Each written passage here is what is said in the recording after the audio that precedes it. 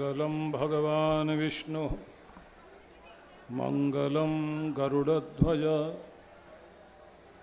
मंगलम पुंडरीकाक्ष मंगलाय तनो हरि। सर्वमंगल मांगल्ये शिवे सर्वार्थ साधिके शरण्ये त्र्यंबके गौरी नारायणी नमोस्तुते। वयं त्वां स्मरामो वयं त्वां भजामो वयं त्वां जगत्साक्षिरूपं नमामः। सदेकं निधानं निरालम्बमीशं भवाम्बोधिपोतं शरण्यं व्रजामः।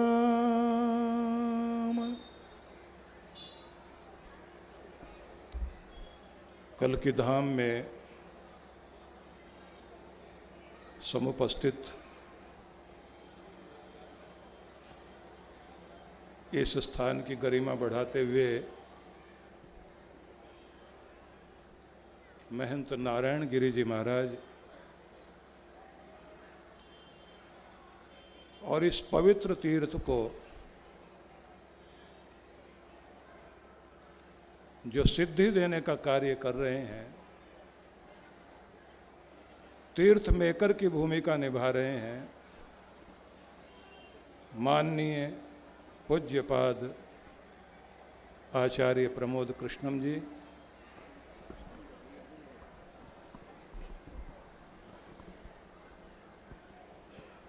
और इस सदन में अनेक अनेक स्थानों से आए हुए संतजन, मातृशक्तिवद पुरुषों, आपने जैसे अभी सुना,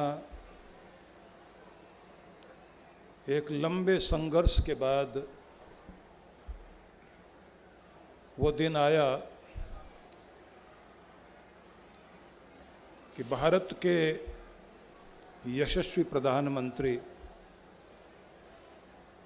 नरेंद्र भाई मोदी,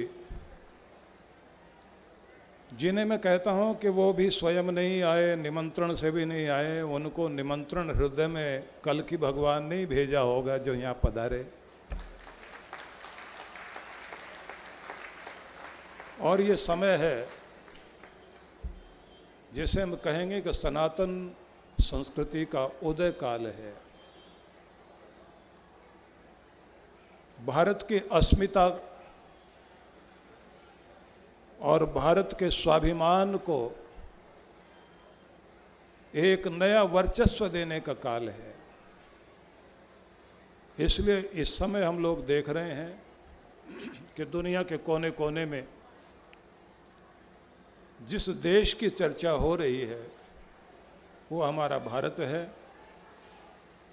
और आज हमारा ध्वज चांद सितारों तक पहुंचा है। मंगल ग्रह में भी मंगल करने के लिए भारत का ध्वज पहुंच गया। और चंद्रमा के दक्षिण भाग में जब भारत का झंडा पहुंचा, मैं उस समय कनाडा में था, मैं उस समय ये कहा था कि दूसरे लोग ध्वज पर चांद सितारे लगाते रह गए, लेकिन चांद सितारों तक अगर जिसका झंडा पहुंचा है वो भारत का झंडा पहुंचा है। और ये सौभाग्य है कि हमारे बीच, हमारे पास ऐसी शक्ति, एक गरीब माँ का बेटा, जिस माँ ने न जाने कितने आशीर्वाद दिए होंगे नरेंद्र भाई मोदी को, कैसे संस्कार और कैसी घुट्टी पिलाई होगी। क्या बात कि उनके कारण, जैसे मैंने अभी थोड़ी देर पहले मीडिया के बंधुओं से कहा था कि कुर्सी पर, सिंहासन पर बैठकर किसी की शोभा बढ़ती है, और कोई ऐसे होते हैं कि जिनके बैठने से सिंहासन की, कुर्सी की शोभा बढ़ती है। ऐसे नरेंद्र भाई मोदी। और मुझे वो क्षण याद आता है जब उनकी माँ नश्वर देह को छोड़कर, यह लीला समाप्त करके परमात्मा के धाम चली गई। प्रधानमंत्री वो थे, लेकिन एक पुत्र भी थे। जब वे मां को अंतिम प्रणाम करने के लिए पहुंचे, सारे विश्व में उस समय वो दृश्य दिखाया जा रहा था। कितने समय तक वो मां के चरणों में माथा टिकाकर बैठे रहे कि मां, मैं कैसे तुम्हें विदाई दे दूं। ये देह जो पंचतत्व में विलीन हो जाएगी, जिस देह ने मेरे शरीर की रचना की, उसको कैसे विदाई दे दूं। क्या भाव उनके रहे होंगे। देख देख करके हमारी आंख में आंसू आ रहे थे। और वो नाटक करना नहीं जानते, जितना भी करते हैं हृदय से करते हैं, और जितना बोलते हैं स्पष्ट बोलते हैं। इसलिए मैं अपने माननीय नरेंद्र भाई मोदी को यहाँ पधारने के लिए बहुत बहुत अभिनंदन करना चाहता हूँ।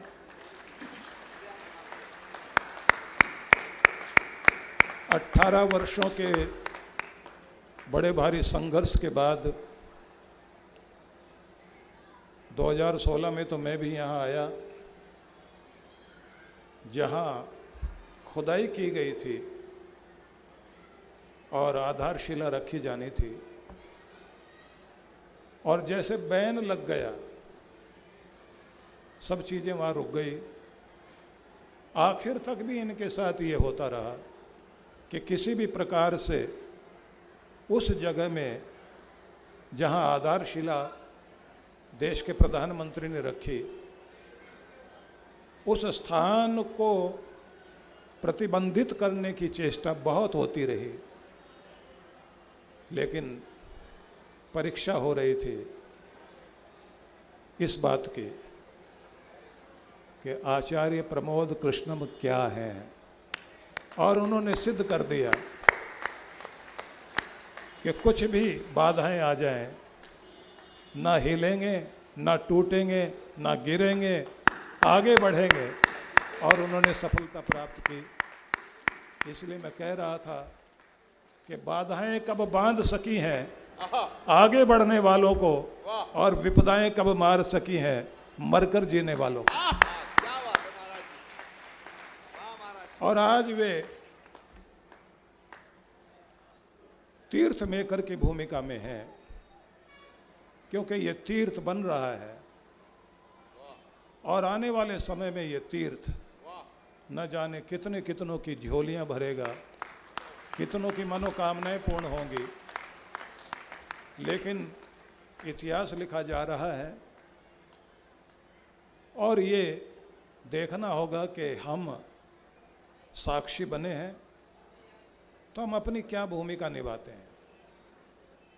सोचिए कि जब काशी विश्वनाथ का शिवालय 111 साल तक टूटा हुआ पड़ा रहा, मध्य प्रदेश से इंदौर की महारानी अहिल्याबाई होलकर गई,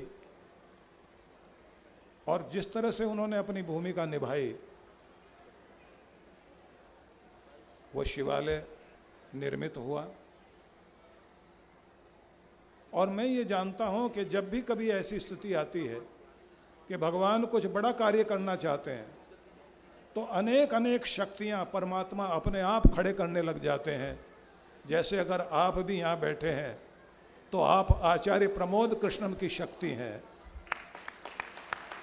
और सबका कुछ न कुछ योगदान, कुछ न कुछ भूमिका सभी की है। बात वही है कि कहीं से कोई एक चिंगारी ढूंढ लाओ दोस्तों, कहीं से कोई एक चिंगारी ढूंढ लाओ दोस्तों, इस चिराग में तेल भी है, बत्ती भी है, बस अग्नि की जरूरत है।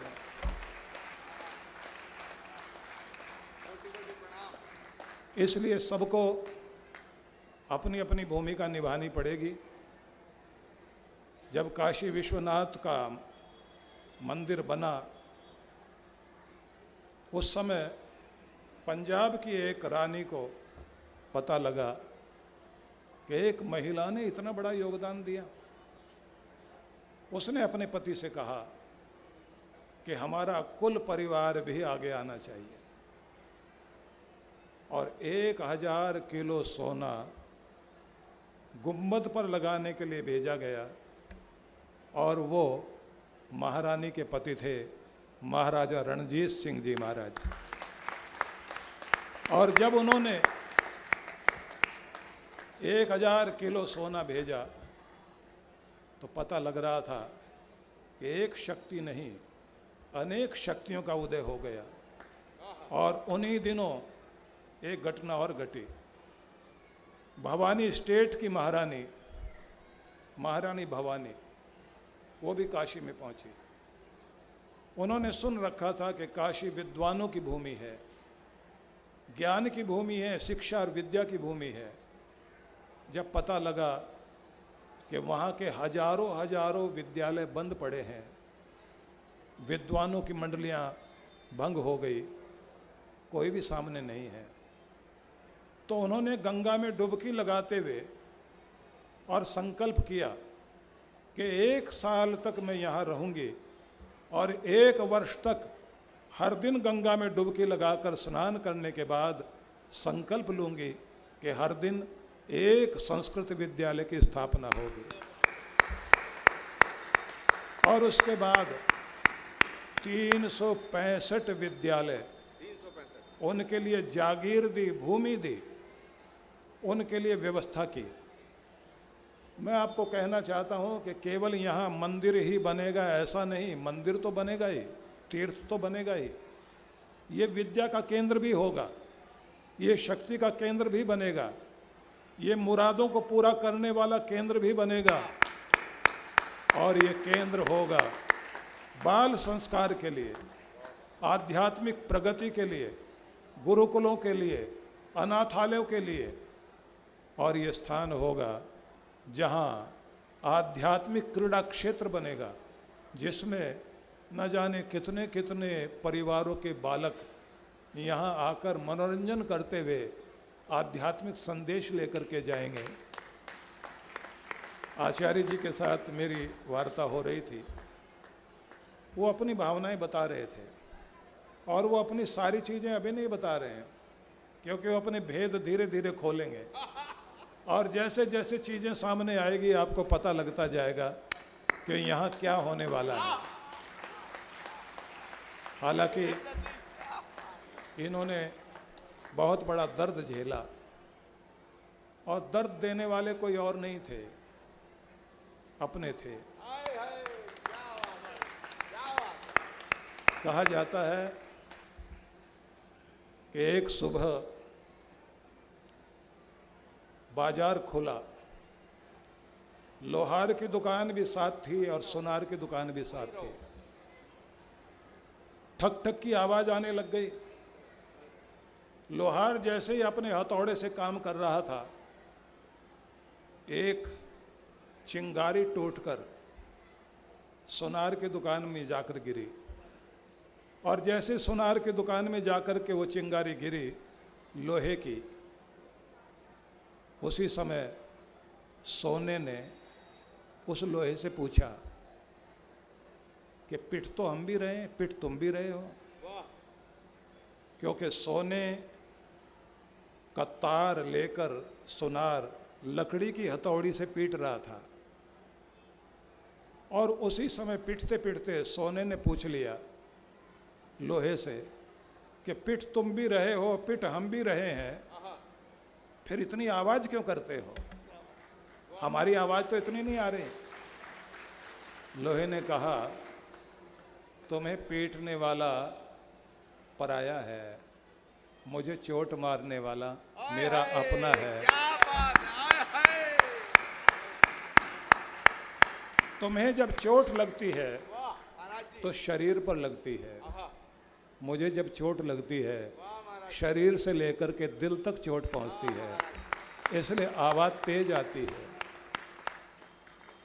चोट इनके पास भी लगी, बाहर भी लगी, दिल में भी लगी, लेकिन इनकी माताजी का, इनके पिताजी का, इनके पूर्वजों का आशीर्वाद था, टूटे नहीं, खड़े रहे। और खड़े रहने का परिणाम ये हुआ कि हम तो बस पेड़ हैं, खड़े प्रेम के गांव। तो बस प्रेम है, हम तो बस पेड़ हैं, खड़े, खड़े प्रेम के गांव।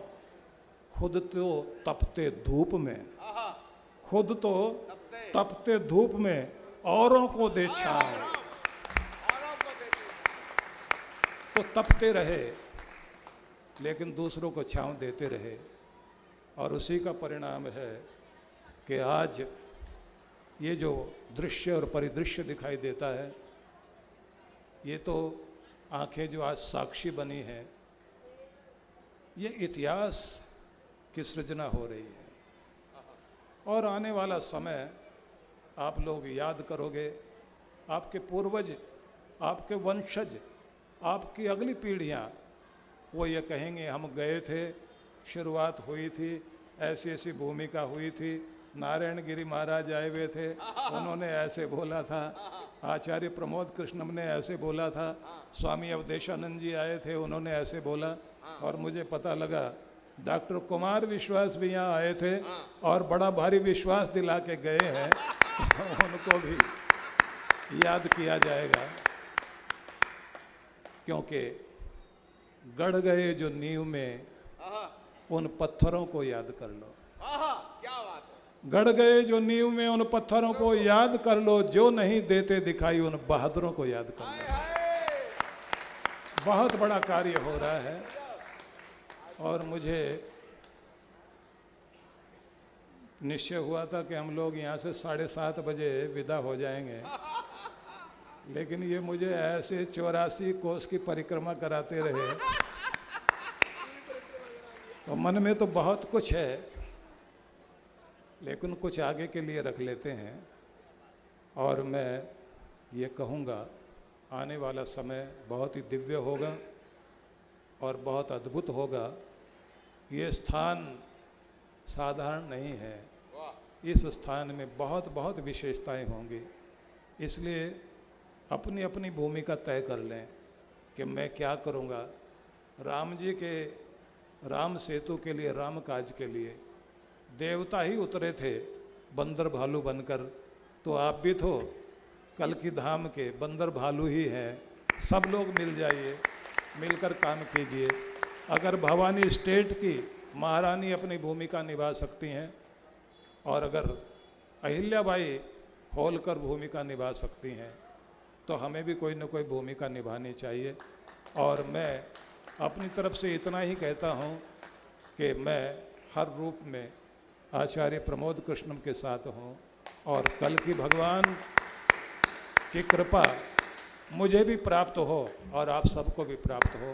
आप सबका बहुत बहुत अभिनंदन, और आप सबके लिए मंगल कामना करता हूँ। ओ शांति शांति शांति।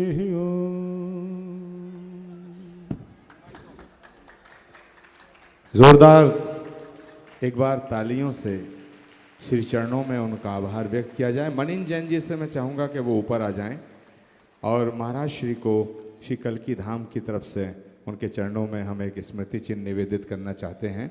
मैं चाहूँगा, और महाराज श्री के साथ आचार्य नहीं शास्त्री जी, मनोज शास्त्री भी आए हैं। मनोज शास्त्री से भी मैं चाहूँगा कि ज़रा वो भी ऊपर आ जाएं, उन्होंने बड़ी महत्वपूर्ण भूमिका निभाई है। मैं स्वामी नवीनानंद जी से आग्रह करना चाहता हूँ वो भी ऊपर आ जाएं। राजकुमार अरोड़ा जी भी महाराज श्री के साथ आए, जरा मैं उनसे भी चाहूँगा मंच पे आ जाएं। पवन अरोड़ा जी, आप आए। नारायण गिरी जी महाराज से मैं निवेदन करना चाहूँगा मंचासीन मंच पे आए। और खिलन जी, स्वामी कल्याण देव जल्दी, हाँ आइए। हाँ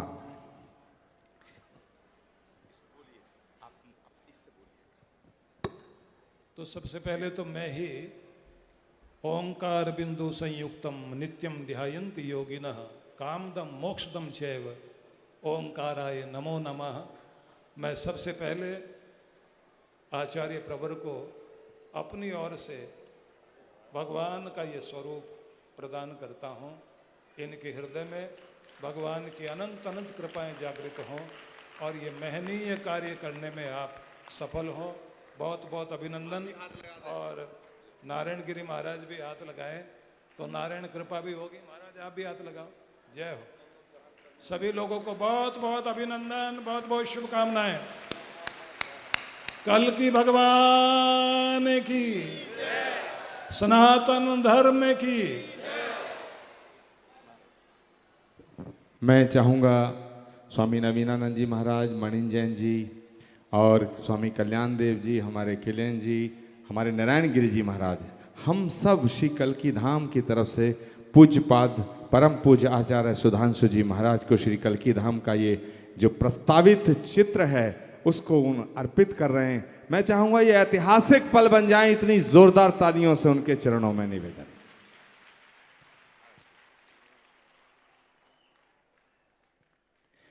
मैं एक स्मृति चिन्ह नारायण गिरी जी को भी अखाड़ा परिषद के राष्ट्रीय सचिव हैं, उनको भेंट करना चाहता हूं। और एक स्मृति चिन्ह अरोड़ा जी को और मनोज शास्त्री जी को अंग वस्त्र भेंट करके मैं उन्हें यहाँ से विदाई देना चाहता हूं, क्योंकि ये पावन मंच है।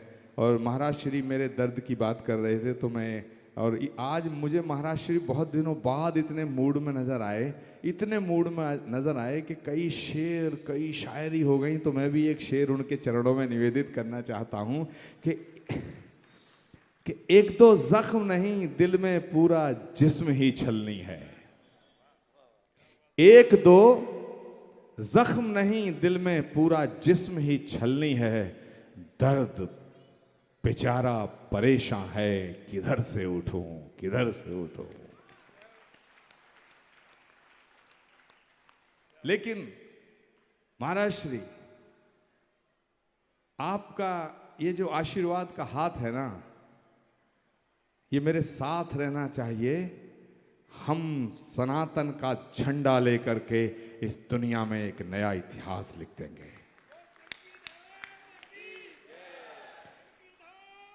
महाराज श्री आपके आशीर्वचन के बाद बोलने की गुंजाइश खत्म हो जाती है, लेकिन मैं बताना चाहता हूं कि आचार्य सुधांशु जी महाराज ने जो मुझे आशीर्वचन दिया उससे मेरी ताकत कितनी बढ़ गई है। और मैं उनको सबको आज जो मेरा विरोध करते थे, जो श्री कल्की धाम का विरोध करते थे, मैं परमात्मा से प्रार्थना करता हूं कि उनका भी मंगल हो, उनका भी कल्याण हो। आज विश्व को तुम्हारा ध्यान चाहिए, तुम्हारा ज्ञान चाहिए। कल्की धाम के दीवानों उठो, रोक दो वो हवा जो चली है आज। राष्ट्र को दहकता हुआ प्राण चाहिए, राष्ट्र को दहकता हुआ प्राण चाहिए। महाराज श्री बड़ी कृपा की आपने। सच में मैं चाह ही नहीं रहा हूं कि आप अभी यहां से जाएं लेकिन महाराज जी का समय कहीं और, उनका और भी कार्यक्रम है एक, फिर कहीं और जाना है, दिल्ली प्रस्थान करना है। एक बार हाथ खड़े करके महाराज श्री के चरणों में जोरदार अपना प्रणाम निवेदित करते हुए उन्हें इस मंच से विदा करते हैं। एक बार हाथ खड़े करके जोरदार उद्घोष करेंगे, श्री कल्की धाम की, गौ माता की, गंगा माता की, सत्य सनातन धर्म की, भारत माता की, संत समाज की, मर्यादा पुरुषोत्तम भगवान श्री राम की, योगी राज भगवान श्री कृष्ण की, श्री कल्की नारायण की, सुधांशु जी महाराज की। नमः पार्वती पते हर हर।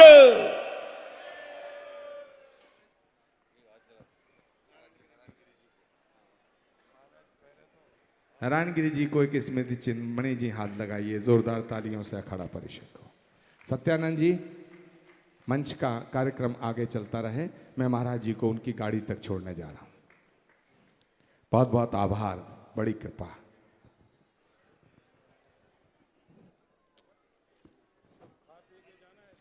और इसी क्रम